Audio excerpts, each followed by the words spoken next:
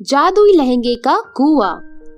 रूपा कड़ी मेहनत से लहंगा सीती है और तैयार कर लेती है और वह लहंगा सचमुच में बहुत ही सुंदर दिखता है।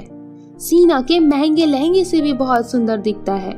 उसे उसके लहंगे को देखकर रूपा की माँ उससे कहती है, बेटा तेरा लहंगा तो सचमुच में बहुत ही सुंदर है, अब तू फर्स्ट ही आएगी, देख लेना। सीना रूपा और उसकी माँ की सारी बातें सुन रही थी। उसने रूपा का सुंदर वाला लहंगा देखा और सोचने लगी, अरे रूपा ने तो मुझसे भी सुंदर लहंगा सिल लिया है, मुझे अब कुछ ना कुछ तो करना ही होगा।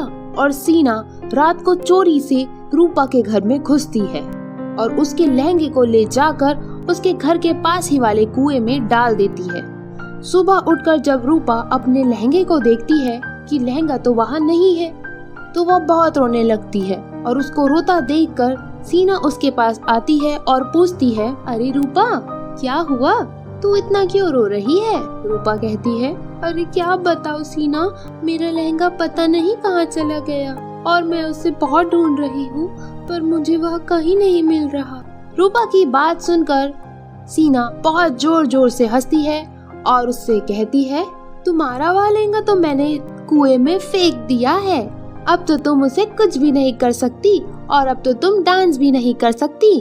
सीना की बात सुनकर रूपा रोते रोते उस कुएं के पास जाती है और उससे खड़े होकर देखती है और सोचती है, अब मैं क्या करूं, मेरा लहंगा तो सीना ने कुआं में फेंक दिया है, अब मैं कैसे डांस करूंगी। तभी उस कुएं में से जोर से आवाज आती है और वह कुआं कहता है, अरे क्या हुआ बेटा, तुम क्यों रो रही हो?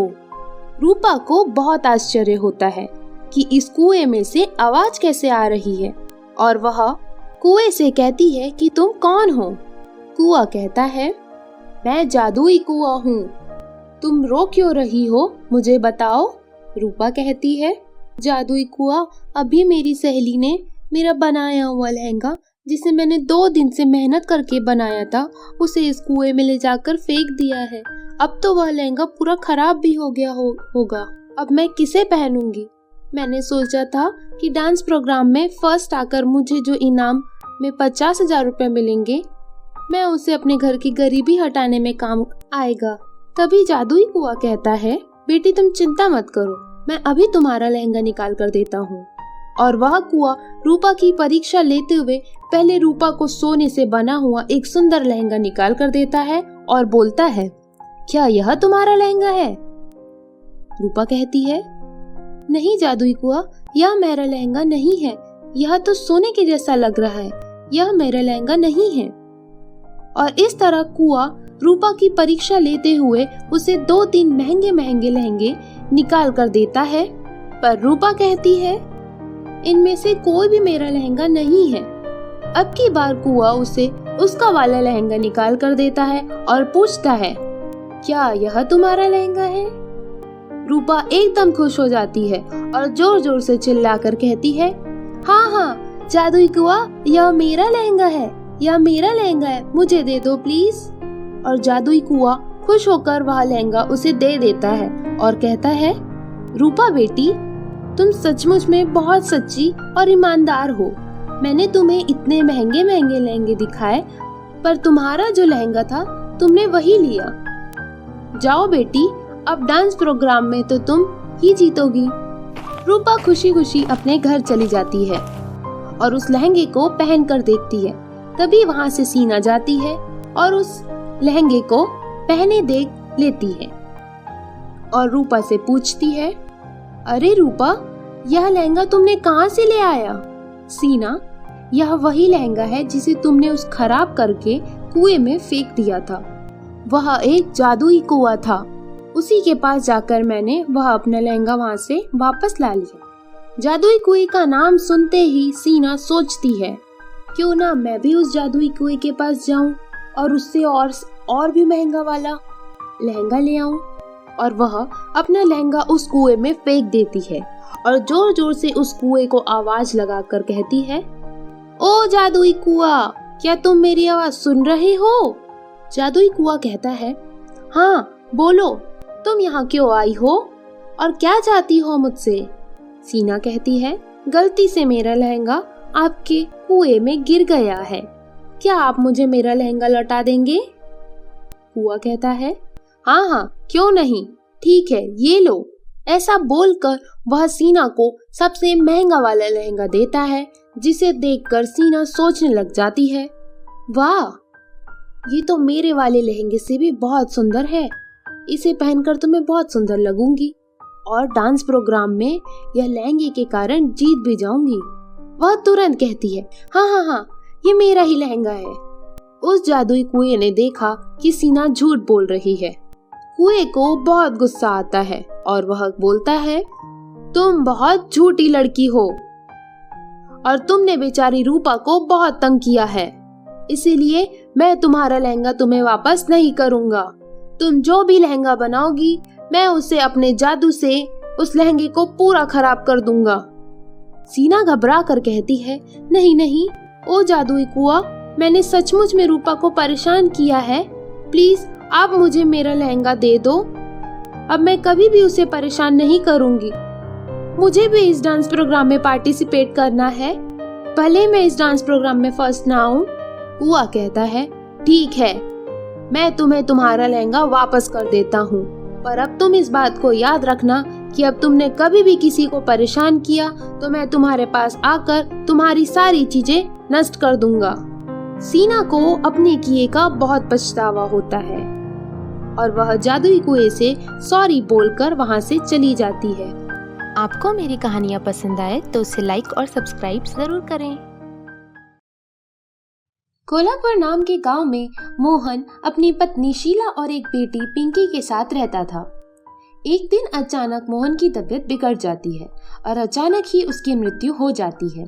इस सदमे के कारण पिंकी की माँ हमेशा बीमार रहने लग जाती है। अब धीरे धीरे घर में खाने के भी लाले पड़ने लगते हैं।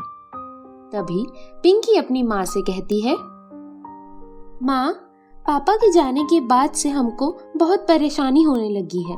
अब तो खाने को भी बहुत तकलीफ होती है। माँ, मुझे ही कुछ काम करना होगा। हाँ बेटी, तुम सही बोल रही हो, पर तुम क्या काम करोगी? पिंकी कहती है, हाँ माँ, मुझे भी कुछ समझ नहीं आ रहा है। फिर अचानक ही पिंकी का ध्यान घर पर रखी हुई सिलाई मशीन पर जाता है और अब वह अपनी माँ से बोलती है, माँ, क्यों ना मैं शॉप खोल लूं और सिलाई करना शुरू कर दूं। आपको तो पता है मुझे सिलाई बहुत पसंद है और मुझे सिलाई बहुत अच्छे से आती है। माँ कहती है, तुम सही कह रही हो, कुछ ना कुछ तो काम करना ही पड़ेगा। तुमको सिलाई भी बहुत अच्छे से आता है। मेरे पास कुछ पैसे रखे हैं, तुम मुझसे ले जाओ और शॉप खोल लो और सिलाई करना शुरू कर दो। पिंकी एक शॉप ले लेती है, वहाँ सिलाई करना शुरू कर देती है। देखते ही देखते कुछ दिनों में पिंकी की सिलाई की खूब चर्चा होने लगती है और अब बहुत अच्छे अच्छे कपड़े सिलने लग जाती है। उसकी शॉप में कपड़े सिलवाने वाले भी बढ़ने लग जाते हैं। वहीं बाजू में एक और सिलाई की शॉप थी, जिसकी मालकिन अनीता यह सब देखकर बहुत जलन करती है और वह अपनी नौकरानी से बोलती है, अरे तुमने देखा या नहीं सिलाई वाली को? जब से आई है हमारे पूरे कस्टमर अब उसी के पास जाने लगे हैं सिलाई करवाने। नौकरानी, हाँ दीदी, देख रही हूँ। यह जब से आई है तब से हमारे बिजनेस में पूरी तरह चौपट कर दिया है। दीदी, अब हमें कुछ न कुछ करना होगा, वरना ये हमारे पूरे कस्टमर उड़ा ले जाएगी और हम बस देखते ही रह जाएंगे। अनीता कहती है, हाँ तुम सही कह रही हो, आज ही मैं कुछ करती हूँ। फिर अनीता पिंकी की शॉप में जाती है और उससे कहती है, अरे ओ लड़की, आज ही तुम इस शॉप को खाली कर कर चले जाओ। पिंकी कहती है, क्यों बहन, आप ऐसा क्यों बोल रही हो? मैं क्यों इस शॉप को खाली कर कर चली जाऊं? अनीता कहती है, क्योंकि तुम जब से आई हो मेरे सारे कस्टमर तुम्हारे ही शॉप के कपड़े सिलवाते हैं और धीरे धीरे मेरी आमदनी भी कम होती जा रही है, इसीलिए तुम इस शॉप को खाली कर कर चले जाओ। पिंकी कहती है, देखो बहन, लड़ाई की कोई बात नहीं है। तुम भी मेहनत करती हो और मैं भी मेहनत करती हूँ। अब वो तो कस्टमर के ऊपर है कि वो किसके पास से कपड़े सिलवाएगा। अनीता कहती है, ठीक है, तुम नहीं मानोगी ना, मैं तुम्हें देख लूंगी। ऐसा बोलकर अनीता वहाँ से गुस्से से चली जाती है। और दूसरे दिन जब पिंकी की शॉप में कस्टमर आते हैं तो वह बहलाकर अपनी शॉप में बुलाती है और उनसे कहती है, आओ बहन आओ, देखो मैं तुम्हें पिंकी से भी कम कीमत पर कपड़े सिल के दूंगी, मेरे पास ही कपड़े सिलवाओ। कस्टमर कहती है, अरे नहीं, हम तो पिंकी के पास ही कपड़े सिलवाएंगे, हमें उसी के पास कपड़े सिलवाना अच्छा लगता है। ऐसा बोलकर कस्टमर वहां से चली जाती है। अनीता को और भी गुस्सा आने लग जाता है।